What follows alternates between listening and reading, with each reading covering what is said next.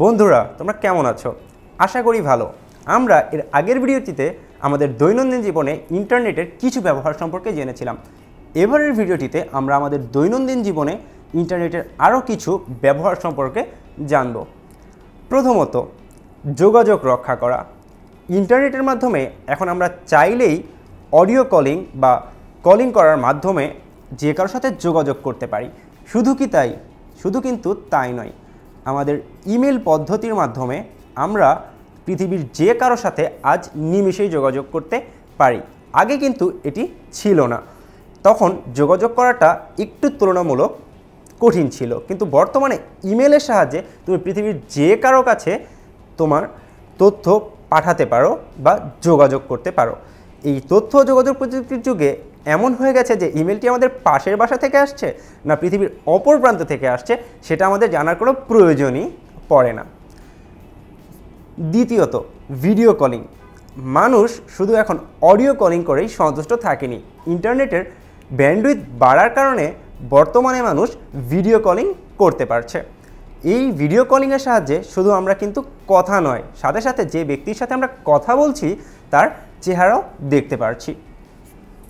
তৃতীয়ত, ইন্টারনেট কিন্তু আমাদের বিনোদন ব্যবস্থাকে পুরোপুরি বদলে দিয়েছে। ইন্টারনেটের মাধ্যমে আমরা এখন অনলাইনে বই পড়তে পারি, যে কোনো গান শুনতে পারি, অনলাইনে ভিডিও বা চলচ্চিত্র দেখতে পারি। মনে করো তোমার কাছে কোনো ডিস্ক নেই কোনো একটি নির্দিষ্ট চলচ্চিত্রের, যেটি তুমি এখন দেখতে চাচ্ছ, সেটি রয়ে গেছে তোমার কোনো বন্ধুর বাসায়। তাহলে তুমি এখন কি করবে? যদি তোমার মোবাইলে ইন্টারনেট থেকে থাকে তাহলে কিন্তু চিন্তার কোনো কারণ নেই।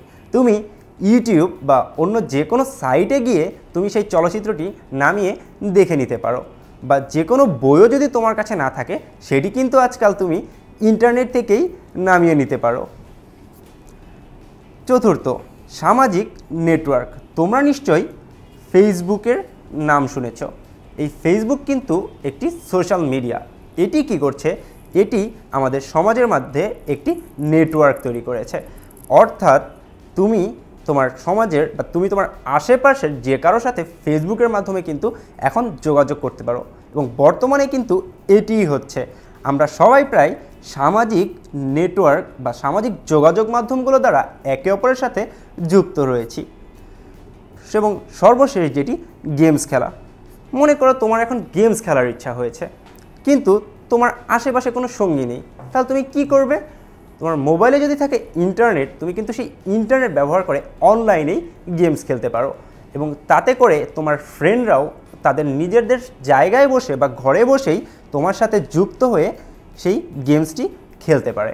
অর্থাৎ আমাদের দৈনন্দিন জীবনে ইন্টারনেট যোগাযোগ রক্ষা, ভিডিও কলিং বা যে কোনো বই, গান, ভিডিও বা চলচ্চিত্র দেখা, আমাদেরকে সামাজিকভাবে যুক্ত করা এবং গেমস খেলার মতো সুবিধাগুলো আমাদেরকে দিচ্ছে।